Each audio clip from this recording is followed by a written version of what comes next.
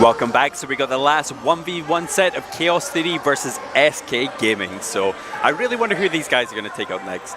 Yeah, really. I do really think we're going to have Morten for SK Gaming, and might be Benzer for Chaos Theory. I'm not sure though.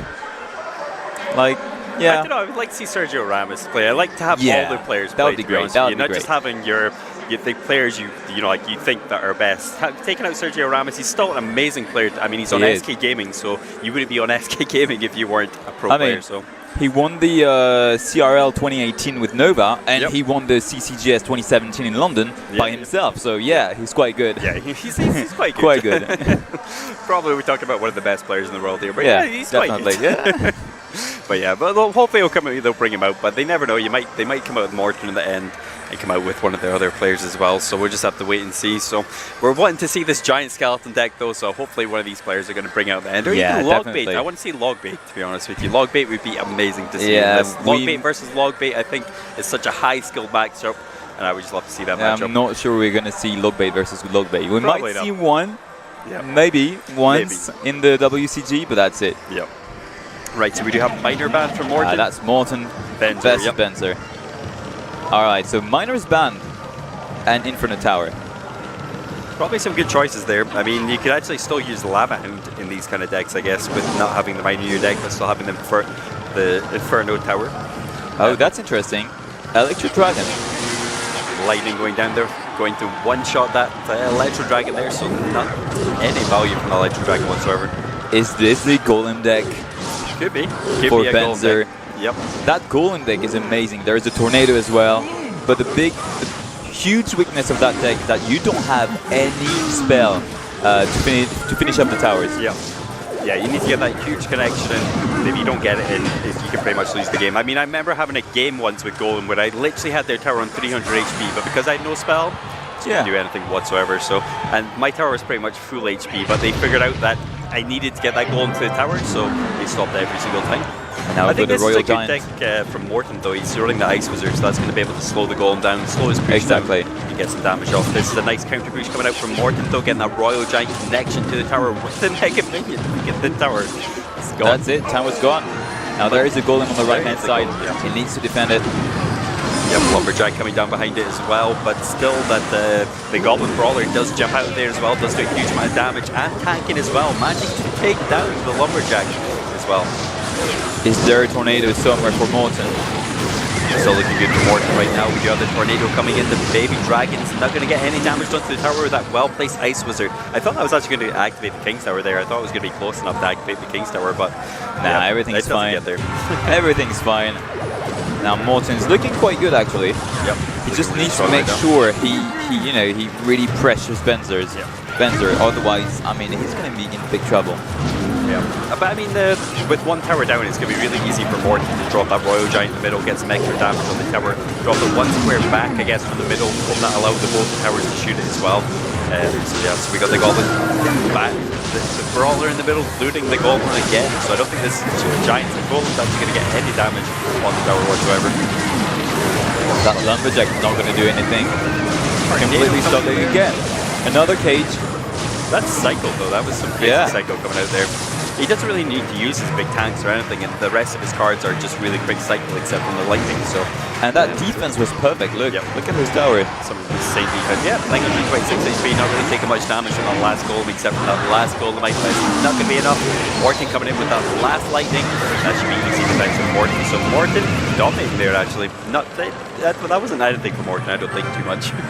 Yeah, I mean Morten is just like so good. He's been good like the entire season. He's still good. Like he's so consistent. That's really impressive. Yeah, that's what you're looking for in a player, consistency. Yeah, definitely. Right, so going to come into game 2 now. So I wonder if he's going to come back here. Morten's going to switch up his deck a little bit. Yeah, he's definitely going to change. I don't think you should play the same deck twice. Yeah. Except maybe like if you really try to again surprise your opponent, but it's really not something that you would do like on a regular basis.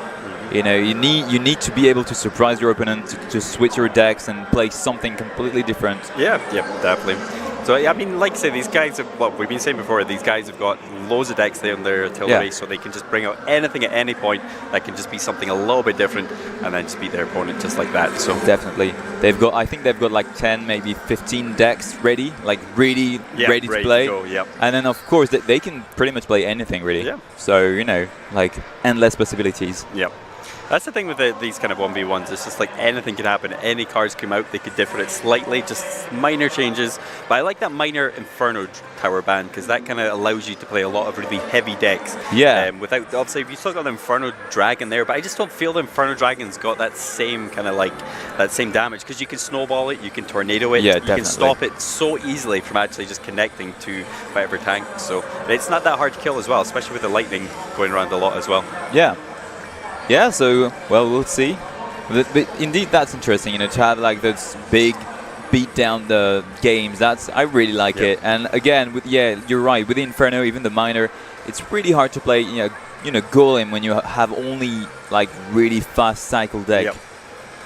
Yeah, because I mean, you put the Golem in the back, you go for minor opposite lane, you go for Inferno Tower to defend. It's like so annoying. You know, so annoying. Really annoying, definitely. Did he have? Yeah, he had lightning in his deck as well. So I guess Morton had lightning in his deck as well, the RG deck. So, but yeah, we're coming to the next game now, and let's see what these guys are going to be playing. So we've got Mortar coming out from Benzer, coming against Morton. So we've got Inferno Dragon on the left hand side, going to be able to deal with that. We've got Bridge Spam. I feel Bridge Spam is just the safe deck. You know, like, as soon as a player wins, they go Bridge Spam, just because it's safe. That's really funny. I mean, this is probably for Morton a Mega Knight deck. We've seen several Mega Knight decks already. That's quite surprising, really. Coming down with the magic, Might not be though for Morton. Might be just a Bridge Spam. Yeah, it could be a little bit Bridge Spam there. You never know. He could come out with an end. I mean, those Royal Hogs actually didn't do anything to the tower whatsoever. And Bridge Spam coming down the right-hand side. He's got the Magic Archer still there as well. Chipping away on the Mortar right now, though. Not quite pushed over to allow the tower to attack it as well. So yeah, so got some Barbarians. Not really going to get much damage. I mean, nothing's really happened right now on the towers. But this is a weird deck from Benzer, though. It's Royal Hog, it's got Mortar in it for the defensive plays, it's got a lot of cycle through it, it's got a little bit of those Magic Archers, it's got a little bit of log bait aspect to it as well, so it's like, it's definitely a different deck here coming out from Benzer right now. Maybe even putting Mortar's game off just a little bit here. Now the thing is, Benzer is going to need to use this Mortar in defense, so he only had the Hogs to really go for the towers. Yep. And they're not getting anything through really. I mean, it takes a snowball, a lumberjack there, and not even one hit to the tower whatsoever there, especially with the Barbarian battle helping out there as well. The range on that Magic Archer, though, I think is just insane. It just needs to creep over that bridge just slightly. It doesn't even need to leave the bridge and still get some damage on the tower. Look at this. That's insane. That's quite a bit of damage. That's like 500 damage from that there. That's actually a decent amount of damage from the Magic Archer. But yeah, like you say, that Mortar needs to be defensive, can't go aggressive with it whatsoever. I would like to see what the rest of his cards are, though, whether they're maybe cycle spell, maybe some spell cards. Yep, we've got Rocket coming down. Going to take down that the Magic Archer. There's a battle ram on the right-hand side. Again, that's going to force a Mortar in the middle. Yep, Mortar coming in the middle again. Easy defense coming down there. Is the Bandit going to get a charge off? Does not get a charge off. He's still got a Lumberjack coming down the left-hand side.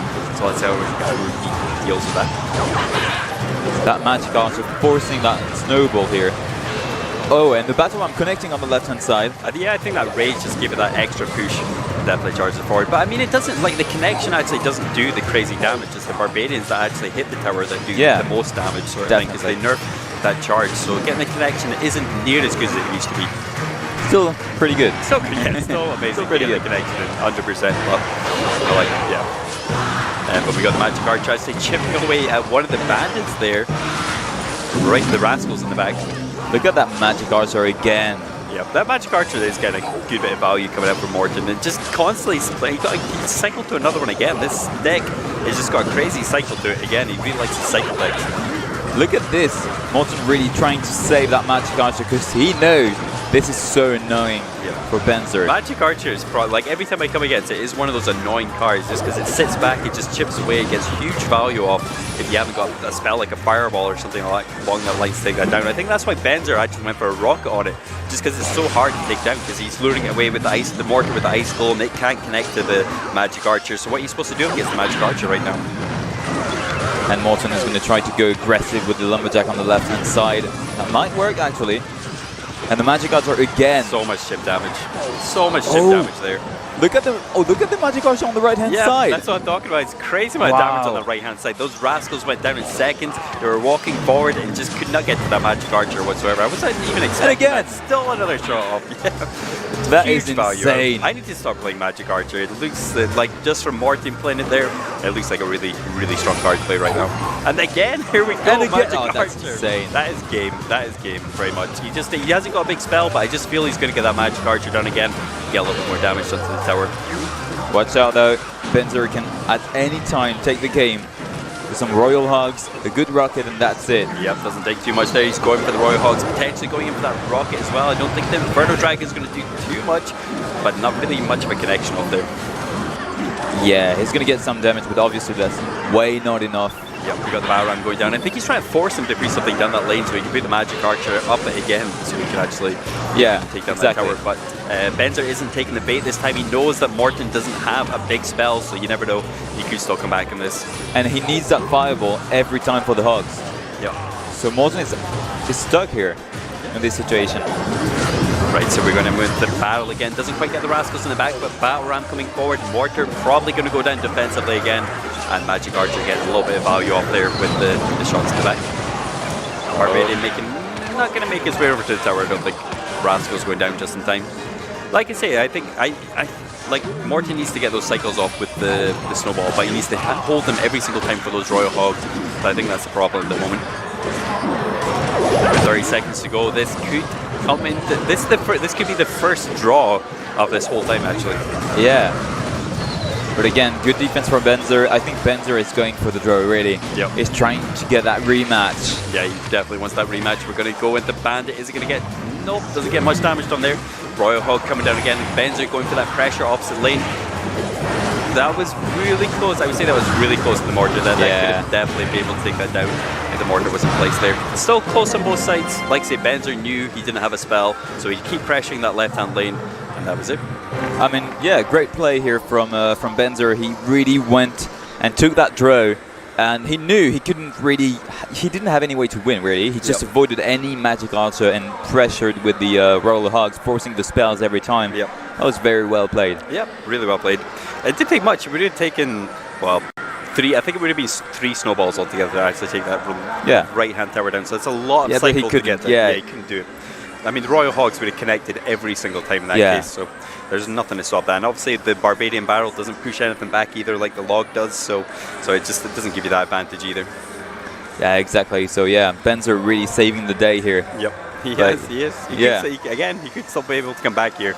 We're just going to have to wait and see if he's going to be able to change up his deck and be able to get that win. But that deck, though, I mean, that Mortar, that was kind of a weird deck with the Rocket Mortar deck. Like Rocket Mortar, Royal Hog. Never seen that before. That's a cool deck. It's cool. Yeah, that's really cool. He had a bit of cycle in there, so I definitely think it worked because of the cycle, because you could just get back to your Mortar, you can get back to your Royal Hog really easily. If you needed to, you could put a rocket down. We didn't see too many rockets there. We saw 1 rocket onto the Magic Archer, but I think that kind of threw away a little bit too much elixir for him, and that's why Morton maybe got that damage in. So there's really nothing to rocket on Morton's deck anyway, so he could really use that rocket. Yeah. But I mean, it was close because the left-hand side tower finished at like 500 HP. Yeah, so it was close, almost rocket range. Well, that was almost rocket range. I think he did have another little spell in there as well. So if he had maybe 10 seconds more, he could have actually got that cycle off and actually won that game. So it wouldn't have taken much more, but because we've only got 3 minutes overtime, can't really do too much about that. So you're just gonna really keep cycling through and just trying to get that damage off. So, but not really pulling it off in the end. But like I said, like going back to the whole kind of spell thing, like having no spells in his deck to be able to finish off that tower. The tower stayed on 136 HP for like 2 minutes. He just couldn't do anything. Yeah, it was impossible for him to take it down. So yeah. Right, here we go again. So we've got Benzer versus Morton again. So last game was a draw. So it's currently 1-0 to Morton at the moment. Alright, so we have the Dark Prince in the back for Benzer. Dark Prince again for Morton this time. Both going, like these safe kind of bridge spam decks, like I say, I feel like players always go to these bridge spam decks. They try a different deck initially for their first deck, and then it's back to bridge spam again. Yeah. Both, I think they're running the exact same deck. They're playing exactly the same. But Benzer does get the connection out there with Bandit. Yeah, I think maybe Morton spent a little bit more elixir here, I guess. Okay. Just gonna zap this. Okay. A lot of Asian players do that though. They cycle through their zap every single time. If they see their opponent's wasted their zap, they're gonna go for the zap. Yeah, it used to be very common, even in the West. Yeah. Yeah, but now that you say this, not really anymore.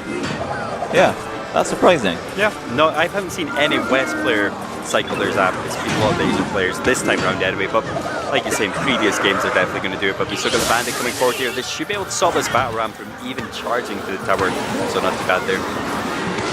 Electros are going in defensively as well. Poison going down offensively for Morton. So getting a little bit of damage on that tower.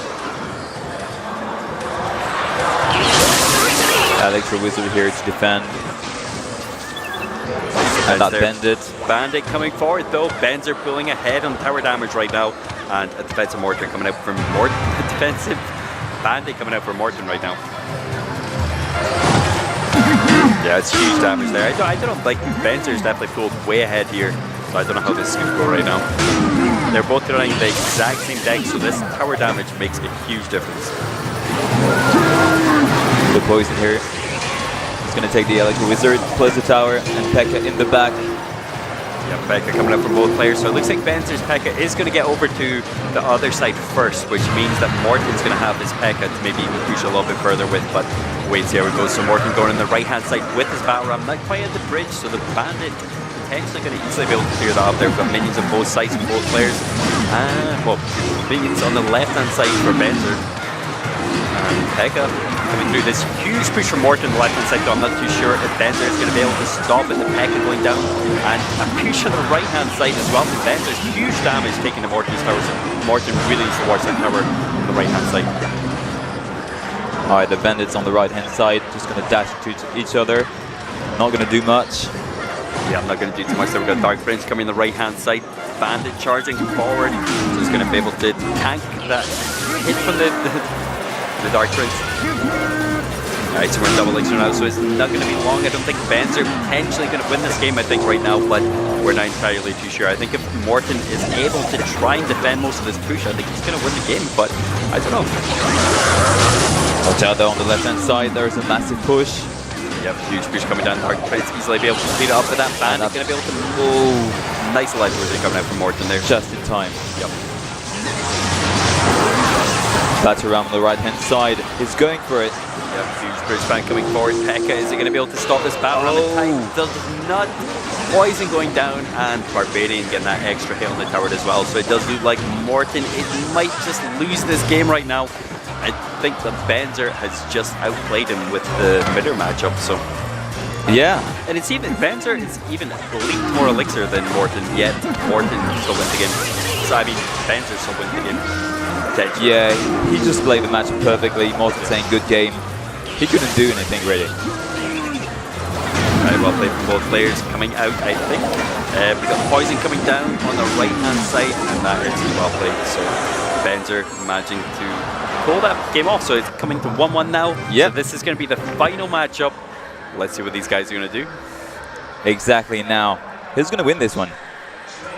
It's hard. I mean, both these guys are really close in skill level. Yeah, definitely. Morton obviously didn't play too well there with the bridge spam. Benzer definitely managed to take him out there, but you never know. Morton might be able to switch up a little bit, take something different, and see how it goes. But I don't know. Like I say, bridge spam seems to be this comfort deck for a lot of pro players. Yeah, and it's been like this for so much time. Like, even, you know, the Pekka deck, like some of, you know, like some Pekka deck, like we've seen it maybe last year, even before them. Yeah.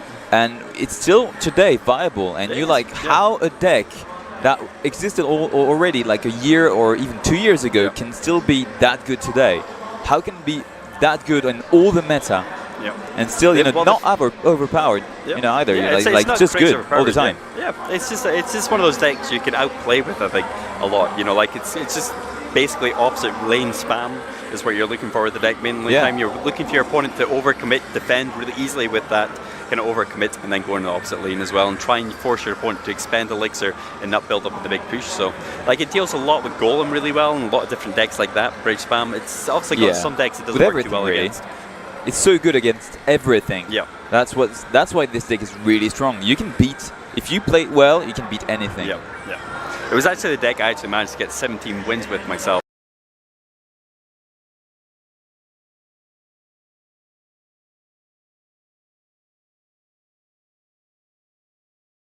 Win challenge comes around again later on this year. Yeah. I think I would definitely I pretty much hope spam all the way so. That'd through. be fun. Yeah, it would be. Yeah. That'd be really, really fun. It would be. Yeah. And I need those 20 wins. 20 I wins, need it. I want to get the 20 wins because my profile looking at 17 doesn't look too good at the moment. I'd rather have that 20 wins. Have that emote as well. I like the emote they've kind of put in there as well. But we're going to take a 2-minute break before this last matchup, so we'll see you guys soon.